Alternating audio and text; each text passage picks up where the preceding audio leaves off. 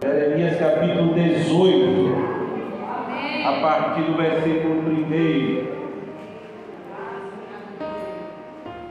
Os irmãos encontraram, amém? Amém! Vamos ler a palavra do Senhor, que nos diz assim: palavra do Senhor que veio a Jeremias, dizendo: dispõe e desce à casa do oleiro, e lá ouvirás as minhas palavras. Desci à casa do oleiro, e eis que ele estava entregue à sua obra sobre as rodas. Como o vaso que o oleiro fazia de barro, se lhe estragou na mão, tornou a fazer dele outro vaso, segundo bem lhe pareceu. Então veio a minha palavra do Senhor: não poderei eu fazer de vós como fez este oleiro, ó casa de Israel, diz o Senhor. Eis que como o barro na mão do oleiro, assim sois vós na minha mão, ó casa de Israel. No momento em que eu falar acerca de uma nação ou de um reino, para o arrancar, derribar e destruir, se tal nação se converter da maldade contra a qual eu falei, também eu me arrependerei do mal que pensava fazer. E no momento em que eu falar acerca de uma nação ou de um reino, para o edificar e plantar, se ele fizer o que é mal perante mim, não der ouvido à minha voz, então me arrependerei do bem que houvera dito lhe faria. Ora, pois, fala agora aos homens de Judá e aos moradores de Jerusalém, dizendo: assim diz o Senhor. Quantos podem dizer amém? Amém! Que Deus, pois, aplique essa palavra bendita e preciosa aos nossos corações. É um texto bem conhecido da igreja, fala sobre o profeta Jeremias e uma experiência preciosa que o servo do Senhor teve. É verdade que a missão de Jeremias era uma missão extremamente difícil: pregar para uma nação, pregar para um povo aonde esse povo estava muito corrompido. Esse povo estava muito distante de Deus, e Deus agora quer alcançar o seu povo através do profeta Jeremias. Não era uma missão fácil, não era uma missão qualquer. Algumas coisas no texto aqui que nós lemos são primordiais. A primeira coisa interessante que o texto quer falar ao meu, ao teu coração, ao nosso coração, que falou ao coração do servo do Senhor, que falou àquela nação. A primeira coisa que está aqui no texto, de maneira clara, e que nós devemos levar em consideração, é que Deus é soberano. É isso que ele estava dizendo aqui para o seu servo, e ele queria que o seu servo transmitisse ao seu povo que Deus é soberano, soberano em tudo, irmãos. Não é soberano só em uma ou outra situação, mas Deus estava dizendo que era soberano em todas as coisas, que ele poderia pegar Israel, moldar Israel, fazer Israel uma nação segundo o seu coração, custasse o que custasse, mas ele poderia.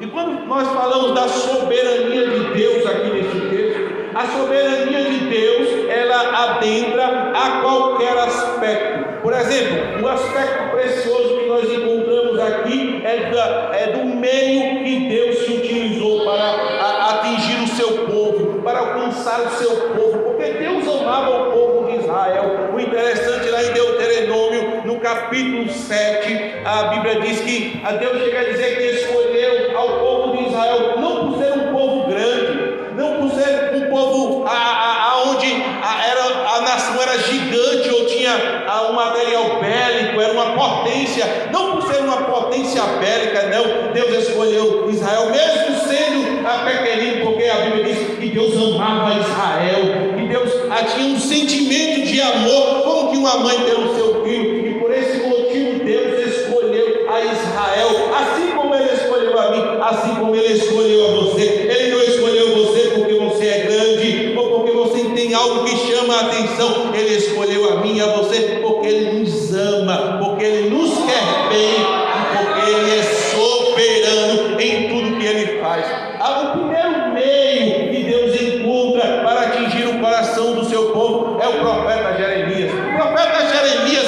jamais seria escolhido por mim e por você.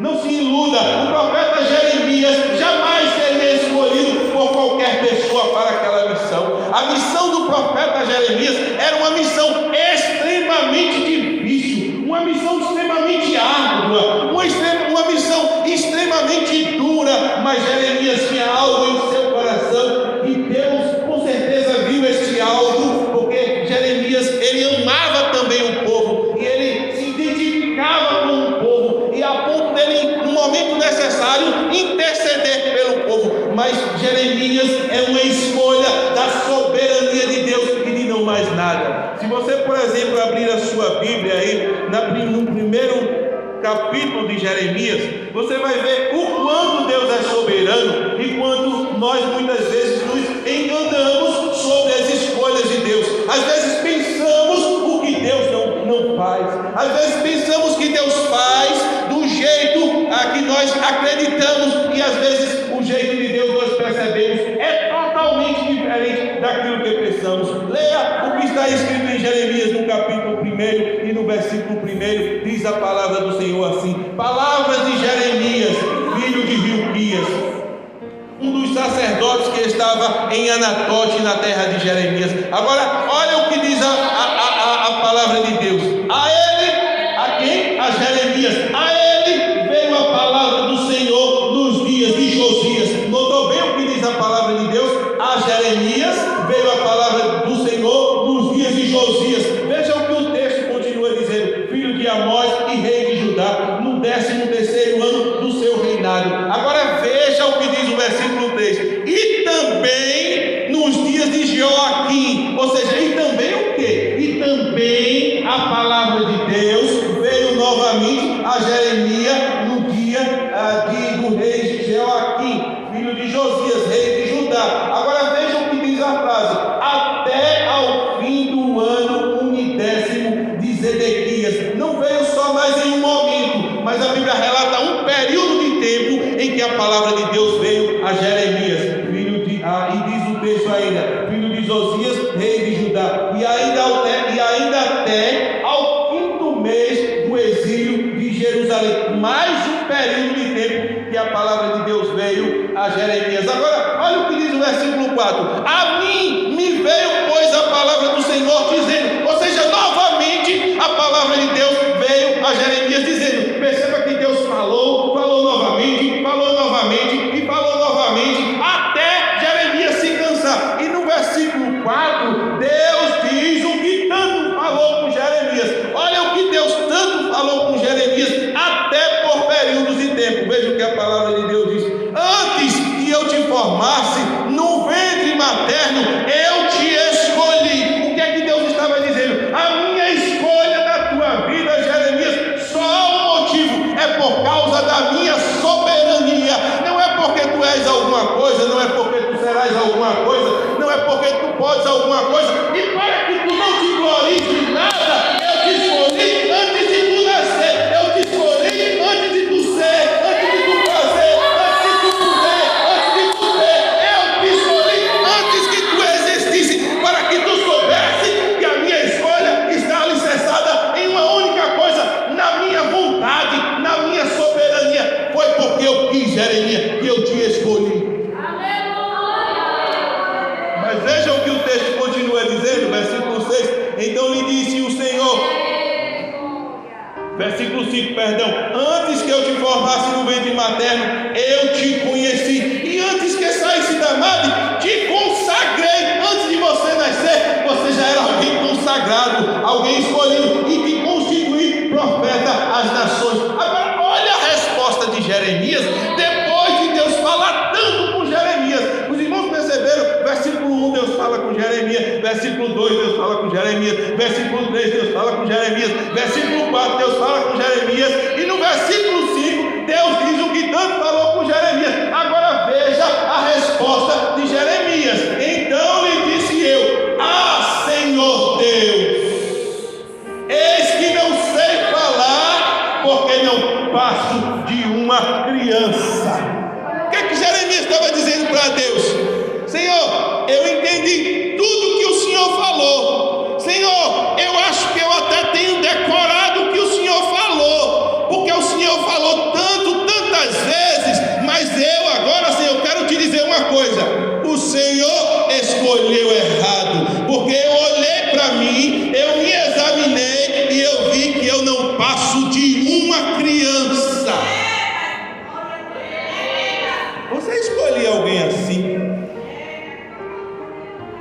jamais escolher alguém. Eu não sei se os irmãos já viram uma frase que diz assim: irmãos, crente mesmo tem que aguentar fogo, porque tem crente que não aguenta fogo, é feito de material descartável. Pois pronto, Jeremias era um homem feito de material descartável, porque a Bíblia diz que ele era um profeta chorão. Irmão, crente não pode reclamar, mas Jeremias fez um livro de lamentações. Pense no homem que reclamava, pense no homem que chorava, pense no homem mole. Era Jeremias, mas Deus disse: eu vou escolher o mole, sabe para quê? Para que a minha glória se manifeste na vida dele, para que o meu poder se manifeste na vida dele. Deus está dizendo para mim e para você que não é o ser forte, que não é o ser fraco, que não é o ser alto, é ou não ser baixo, ou trabalhar muito, ou não fazer nada. Não é nada disso, é a soberania de Deus, é o querer de Deus, é a vontade de Deus. Quando Deus quer, Deus transforma o preguiçoso em trabalhador. Quando Deus quer, Deus transforma o mole em duro. Quando Deus quer, Deus capacita o analfabeto e bota ele para sentar entre os doutores e ninguém entende nada. Como é que esse homem está aqui? Ele não tem curso superior, ele não tem isso, mas ele tem um Deus soberano na sua vida, que quando ele quer, realiza e não pergunta nada de ninguém. Está pensando que Deus perguntou conselho a alguém por causa de Jeremias? Alguém até pergunta conselho por causa de tu. Será que dá? Será que vai dar certo? Será que não sei o quê? Será que não, quem garante? Eu não sei. Alguém até pode fazer isso comigo, contigo, mas Deus não faz isso não. Deus olha e diz: eu quero, eu posso, eu faço, e ponto final. Agora vê o remédio de Deus para o profeta chorão, vê o remédio de Deus para o profeta descartável, molinho, que não aguentava não, nada, que Deus falou tantas vezes, falou direto, falou tantas vezes: Senhor, sou eu não, Senhor, eu sou. E está pensando que foi só Jeremias? É bom falar de Jeremias, mas vai olhar o que está escrito de Moisés. A Bíblia diz que Deus chamou Moisés, e Deus falou algo com Moisés, e Deus disse: Moisés vai ter com Faraó. Aí Moisés disse: quem sou eu, Senhor, para ir ter com Faraó? Como se Deus tivesse perguntado quem era ele, como se Deus não soubesse quem fosse ele. Nada disso. Deus estava dizendo: vai, porque essa é a minha vontade. O problema, Moisés, não está em tu, não é o fato de tu seres um pastor de ovelha, não é o fato de tu não seres gago, não saber falar direito, não é o fato de tu não teres condições, não é nada disso não, é o fato de eu querer. Eu sou o que sou, eu quero o que quero, eu faço o que faço, e é a minha soberania quem te escolheu, Moisés. É Deus, irmãos, quem dá valor ao homem. É Deus, irmãos, quem capacita o homem. Parece que nós vivemos em um tempo hoje onde quem capacita é a faculdade, e eu não tenho nada contra a faculdade, até porque eu já passei por lá, mas não é a faculdade que capacita, não é os livros tão somente que capacita. Deus até usa, até ajuda, mas se não vier do alto, se o dom não vier de Deus, se a graça não vier de Deus, se do alto não vier a bênção de Deus, não capacita nada. Essa capacitação não serve de nada. Olha a capacitação dos homens que Deus escolheu: é Pedro, a Tiago, aqueles homens, sabe o que eles eram? Alguém poderia dizer: o que é que eles são? Eles são pessoas importantes? Não foram. Eles eram apenas pescadores. Mas isso não é nada para Deus ser. O que é para Deus ser pescador? O que é para Deus ser rei? O que é para Deus ser sacerdote? O que é para Deus ser alguma coisa? Ora, Deus criou o homem do pó da terra e deu valor ao pó da terra. Deus, olha, interessante, irmãos, é que a Bíblia diz que naquela época que Deus criou o mundo, havia pedras preciosas, havia o ouro de Ofir, havia tantas diamantes. Se você olhar, por exemplo, o jardim do Éden, diz a Bíblia que havia todo tipo de pedra preciosa no jardim do Éden, rubim, diamante, não sei o que. Mas Deus pegou, sabe o que para fazer o ouro? Deus podia pegar o melhor diamante, o berílio, qualquer outra pedra preciosa, mas Deus olhou para o pó da terra, aquele pozinho lá, e a Bíblia diz que caiu uma neblina, era como que uma lama. Olha de onde Deus fez a mim, fez você. Pegou aquela lama, fez um boneco lá, soprou em suas narinas, lhe deu vida, lhe deu valor. Diz a Bíblia que Deus fez o homem à sua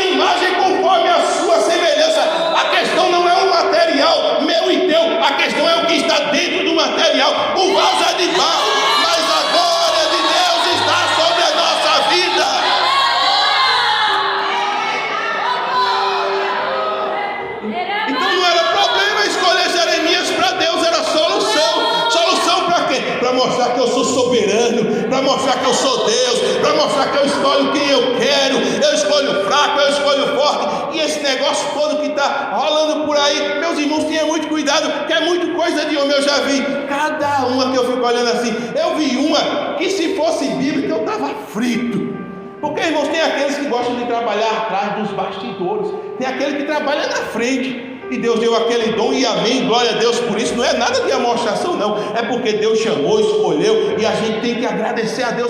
Mas tem aquele que trabalha atrás dos bastidores. O que trabalha atrás dos bastidores ninguém vê, irmãos. O que trabalha atrás dos bastidores só Deus contempla. Mas aí alguém chega, e eu entendo que não tem mal intenção, mas diz assim: olha, quem não é visto não é lembrado. Que história é essa? A Bíblia diz que Davi estava lá cuidando das ovelhas, e não foi lembrado pelo pai, pela mãe, pelos irmãos, pelo profeta, não foi lembrado por ninguém, mas foi lembrado por Deus. E aí Deus diz: Davi já no final da sua carreira, preocupado, querendo estabelecer uma casa, querendo colocar uma casa. Diz a Bíblia que Davi, preocupado, querendo estabelecer aquela casa, porque não acreditava que talvez tivesse outra pessoa à sua altura. Deus chega para Davi: homem, deixa de besteira, porque eu te tirei do meio das malhadas. Quando ninguém sabia onde tu estava, eu fui lá e te encontrei. Ou seja, Deus estava dizendo para Davi: deixa de bobagem, porque eu levanto o outro também. A Bíblia diz que Elias estava lá na caverna, e quando o Senhor veio com Elias, aí Elias dizendo: Senhor, mataram os profetas, mataram os nossos pais, e só sobrou eu. Deus disse: como é que é, Elias? Só sobrou eu, Senhor, só sobrou eu. Eu reservei 7.000 homens que não dobraram o seu joelho. Deus sempre tem um remanescente, Deus sempre tem um povo santo, Deus sempre tem uma igreja de valor, que ela apareça ou que ela não apareça. Ela pode até não aparecer diante dos homens, mas ela aparece diante de Deus, e Deus tem prazer. Você sabia que João Batista, o maior profeta do Antigo Testamento, seu ministério durou apenas 6 meses? Isso mesmo, 6 meses. E aí talvez aí os 30 anos ele passou onde? Ele passou no deserto escondido. Está lá escrito em Lucas 2,60, mas eu acredito que é isso, é 60. E a Bíblia diz que quando chegou o tempo de Deus revelar a ele, Deus trouxe João Batista do deserto. E o grande ministério de João Batista durou 6 meses. Olha que coisa tremenda. Quem disse que Deus precisa de 30 anos para operar coisas grandiosas? Em 6 meses Deus cumpriu maravilha naquele lugar, a ponto de João Batista ser reconhecido como um grande profeta de Deus. Mas estava escondido para o homem, estava escondido para Israel, estava escondido para o sacerdote, mas aos olhos de Deus ninguém se esconde, não. Há pessoas que agradaram a Deus e que seu nome nem está escrito na Bíblia, como a história daquela mulher que derramou perfume sobre Jesus. A Bíblia diz: aonde o Evangelho foi pregado, o que essa mulher fez será citado, e ninguém sabe o nome dela.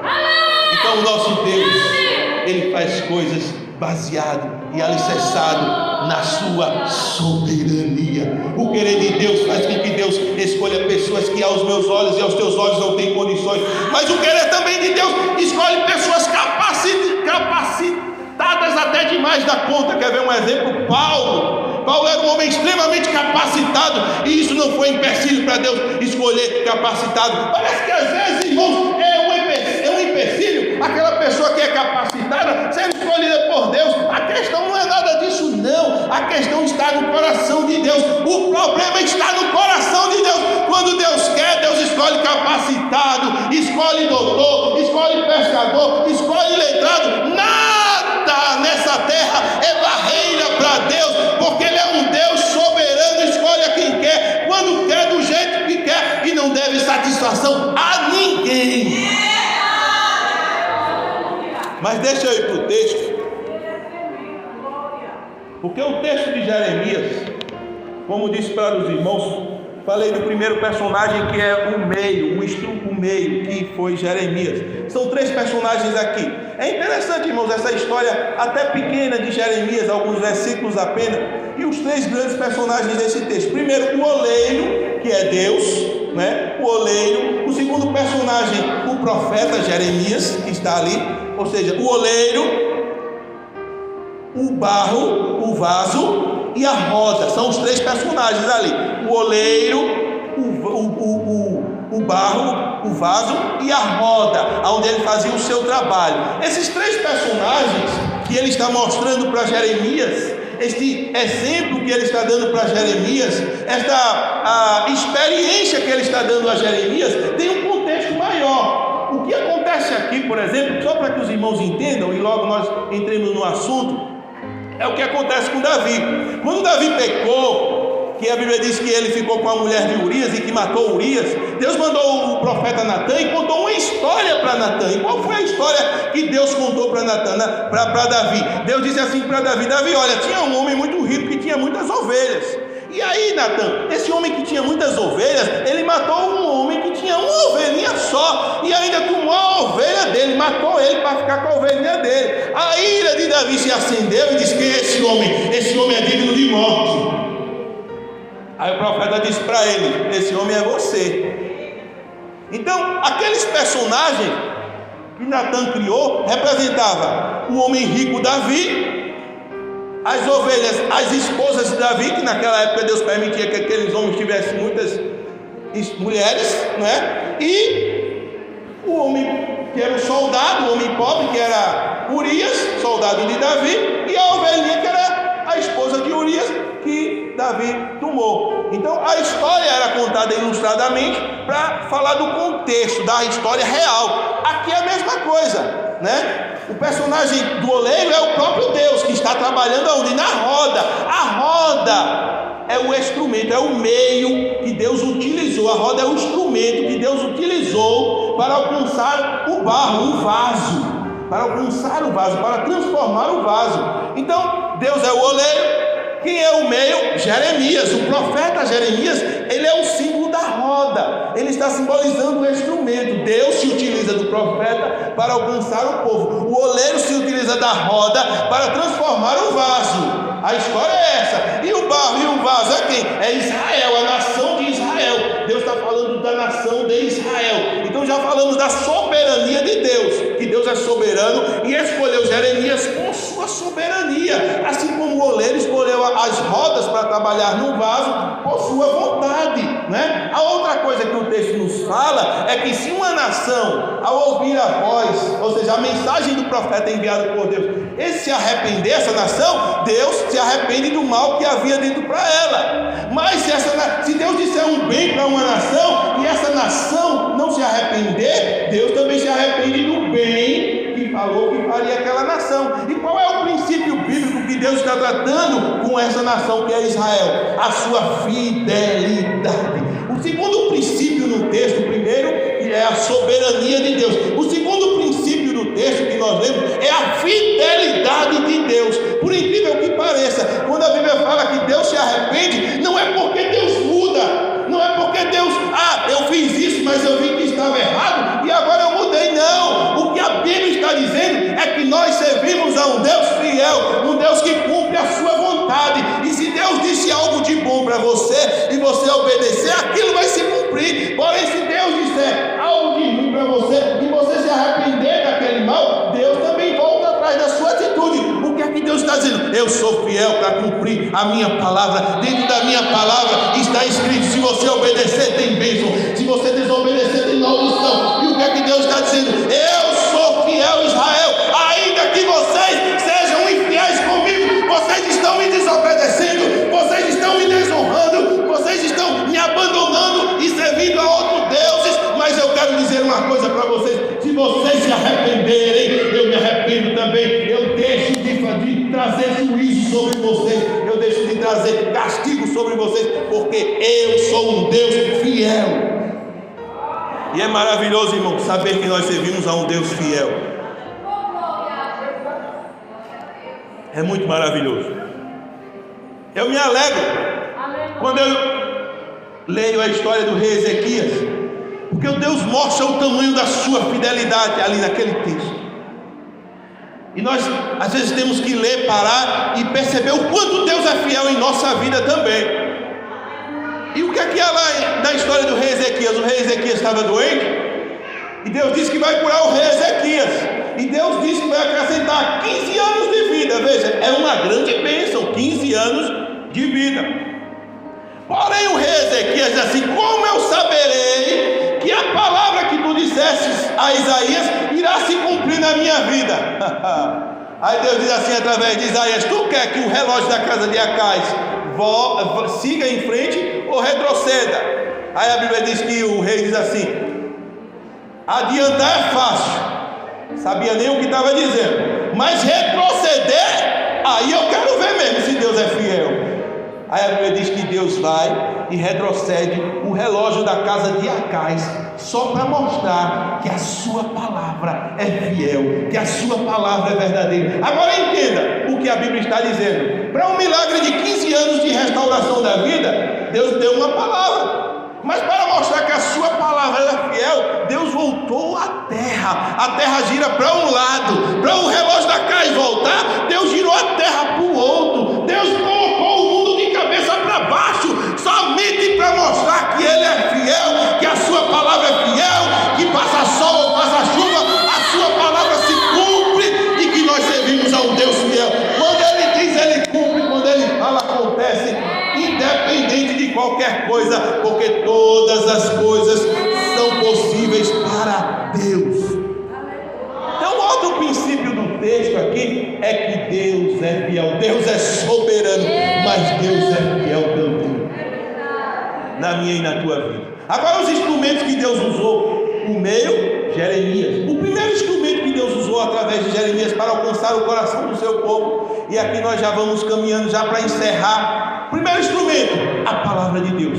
Depois de Deus mostrar tudo isso para Jeremias, que é o meio, Deus diz assim para Jeremias: Jeremias, agora vai e diz ao povo, porque se o povo se arrependeu, volta atrás. Se o povo não se arrepender, a Babilônia vem e leva o povo. E a Bíblia diz que Jeremias foi e anunciou as palavras de Deus ao povo. O instrumento de Deus para a transformação da nossa vida, para a transformação do nosso caráter, o principal instrumento é a palavra de Deus. A Bíblia diz em Hebreus, no capítulo 4, no versículo 12, que a palavra de Deus é viva e eficaz, mais cortante do que qualquer espada de 2 gumes, e ela entra onde ninguém entra. Ela entra na divisão da alma e do espírito, e é apta para discernir os pensamentos e intenções do coração. Foi através da palavra de Deus que a Bíblia diz que Deus criou tudo que existe. Todas as coisas foram criadas pelo poder da palavra de Deus. Hebreus 11, versículo 3. De tal maneira que o visível veio a existir daquilo que não é aparente.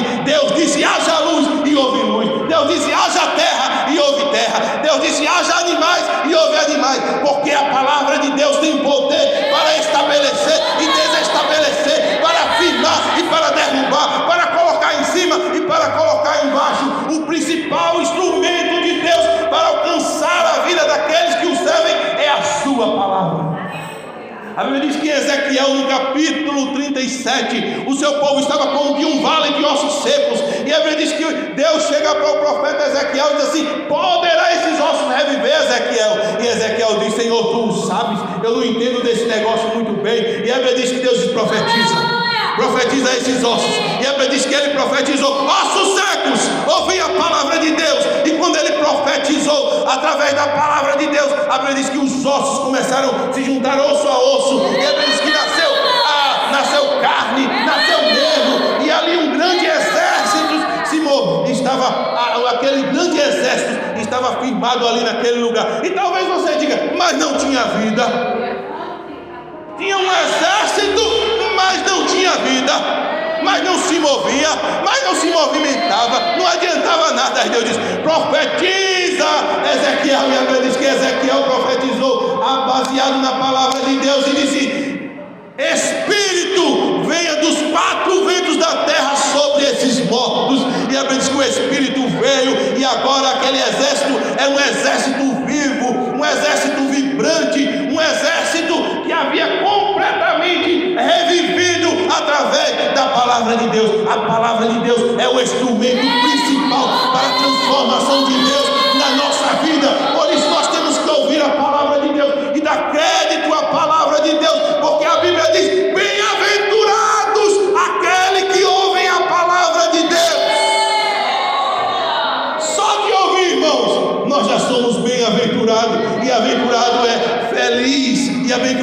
é abençoado por Deus em tudo.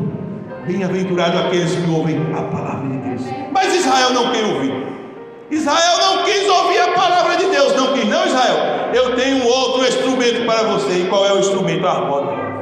Porque a roda era o instrumento que o oleiro usava para poder trabalhar no barro. E a roda tinha algo interessante, porque o movimento do oleiro, ele ia controlando. O oleiro tem habilidade. O oleiro é Deus, é o teu Criador, e ele tem habilidade para trabalhar na tua vida, e ele tem habilidade para trabalhar nos teus negócios, e ele tem habilidade para trabalhar na tua situação. Diz a Bíblia aqui, de repente a roda estava girando devagar, mas de repente o oleiro via necessidade e ele aumentava a velocidade da roda, e a velocidade da roda simbolizam as circunstâncias em nossa vida. E há momentos em nossa vida que as circunstâncias estão tranquilas, que está tudo calmo, a maré está mansa, mas de repente se levanta uma tempestade, de repente vem um vendaval sobre a nossa vida, porque se há alguma coisa que nunca faltou para a crente, é tempestade. De repente elas vêm sobre a nossa vida e não dão aviso nenhum. De repente estamos no meio de uma tempestade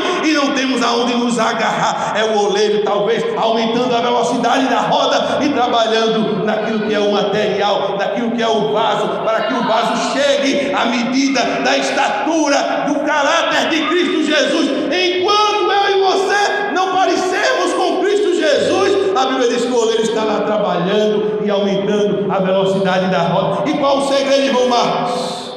Só há um segredo: nunca olhe para a velocidade da roda, olhe para a habilidade da mão do oleiro. Nunca olhe para as circunstâncias, nunca olhe para o que está acontecendo, olhe para as mãos do oleiro e pare e diga assim: é o oleiro que está trabalhando na minha vida.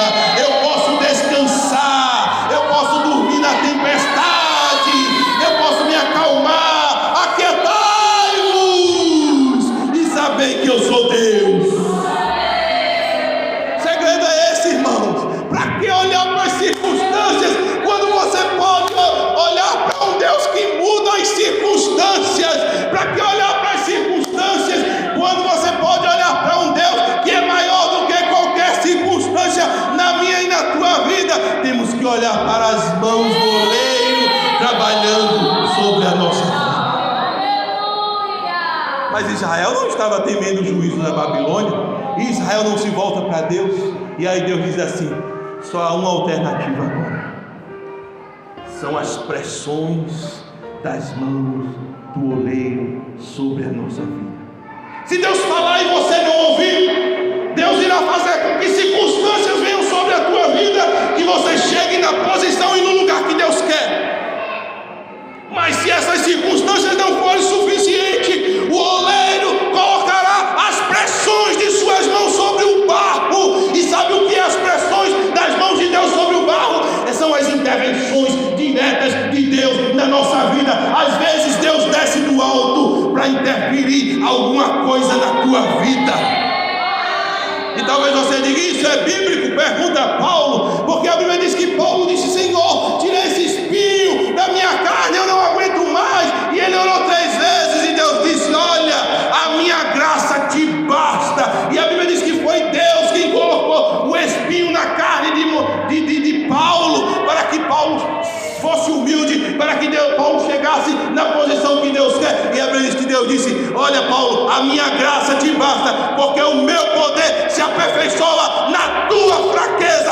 Paulo entendeu que era a intervenção de Deus direta na sua vida e disse: então, Senhor, agora me gloriarei nas minhas fraquezas, agora me gloriarei nas minhas tribulações, agora me gloriarei nas minhas debilidades, porque eu sei que é o Senhor quem está me apalpando, e que isso que eu estou vivendo nada mais é do que a expressão das mãos do amoroso oleiro que está sobre a minha vida. Saia daqui nesta tarde com uma certeza: as mãos do Senhor estão sobre a tua vida, para que você seja um vaso melhor, para que você seja um crente melhor, para que a glória de Deus esteja sobre a tua vida, para que você possa marcar o teu tempo, para que você possa marcar a tua geração, para que ao sair daqui os teus filhos e a tua descendência verdadeiramente diga: ali passou um servo de Deus e uma serva de Deus. O oleiro tem as mãos ainda para pressionar o barro, para pressionar o vaso. É porque, irmãos, a expressão das mãos do oleiro detectam aquilo que a nossa visão não consegue detectar. Talvez o oleiro, você como oleiro, ou o oleiro humano, olhasse para o barro e não conseguisse enxergar o que estava dentro do barro, porque às vezes tem algumas sujeiras dentro do barro, algumas pedrinhas dentro do barro que precisam ser tiradas, e para que elas sejam detectadas é preciso que as mãos do oleiro estejam fazendo pressão sobre o barro para que essas pedrinhas sejam tiradas. E que pedras são essas? Pedras de soberbas, pedras de vaidade, pedras de arrogância, pedra de disse-me-disse, pedra de confusão, pedra daquilo que não agrada a Deus e que precisa ser tirada pelo oleiro. Por isso que o profeta Isaías disse: de que se queixa o barro, o caco, porque foi o oleiro quem te fez. Quando o oleiro pressionar a tua vida de alguma maneira e você disser, e você perceber que está sendo demais, e você perceber que não aguenta, lembre-se de uma coisa: são a expressão das mãos do oleiro sobre a tua vida. É porque é preciso arrancar alguma coisa que não agrada a Deus ainda. É porque precisa transformar algo para ficar do jeito que Deus quer. Depois todo mundo vai olhar para o vaso e dizer: como o vaso é belo, como o vaso é bonito, como o vaso é precioso, porque passou pelas pressões das mãos do oleiro. Saia daqui nessa tarde sabendo que você está nas mãos do oleiro e que você vai chegar aonde Ele quer que você chegue. Nada vai impedir